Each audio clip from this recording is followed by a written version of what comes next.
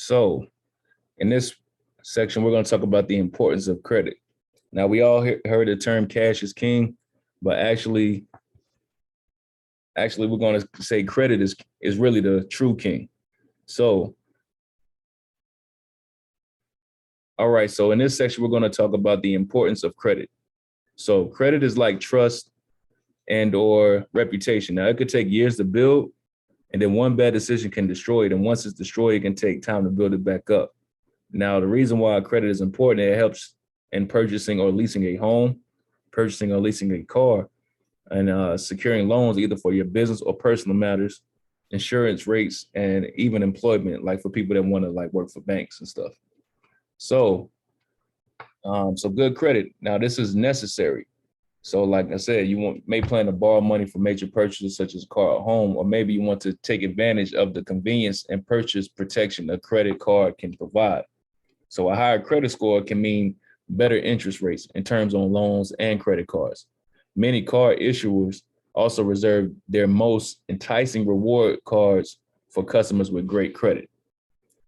So this is for people that like have great credit scores, and there's a lot of credit cards out there that you can use that has crazy benefits.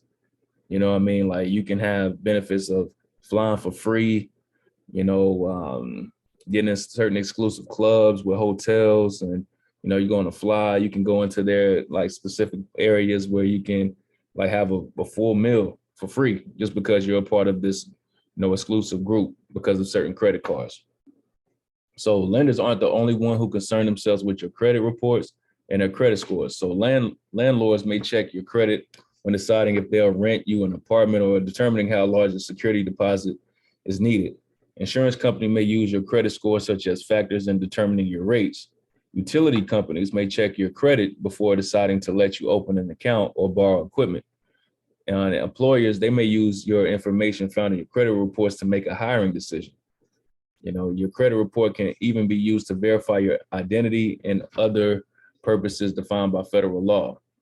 Always know that credit is a tool that can help you buy things that you need and pay for them later. So establishing and building up good credit over time is an important element of sound financial health. All right, so now let's talk about some statistics. Now, 79% of credit reports retain errors. Now, with knowing this, like if you have an error on your report, it has to be deleted because in the FCRA, it says that your credit report has to be 100% accurate or it has to be deleted. So the thing is that you may be a part of this 79% that will like have errors, and this number might be actually a little bit lower. So, always make sure that you check over your credit report, and we're going to teach you how to do that here.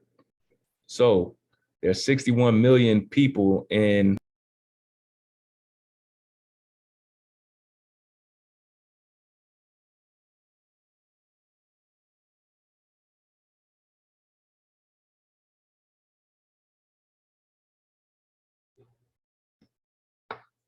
all right, sorry about that. My internet connection going in and out.